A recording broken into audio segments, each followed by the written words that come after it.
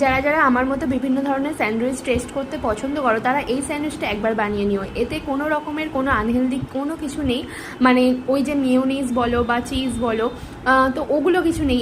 এর মধ্যে আছে টক দই, আর টক দইয়ের মধ্যে বিভিন্ন রকমের সবজি দিয়ে সেটাকে একটা ব্রাউন ব্রেডের সাহায্যে স্যান্ডউইচ করে নিয়ে হালকা করে ঘির ওপরে ভেজে নিয়ে সেটা তৈরি করলেই একদম দইয়ের স্যান্ডউইচ তৈরি হয়ে যাবে। খেতে দারুণ টেস্টি হয়, একবার জাস্ট তোমরা ট্রাই করো, আমি আশা করবো তোমাদের ভালো লাগবে।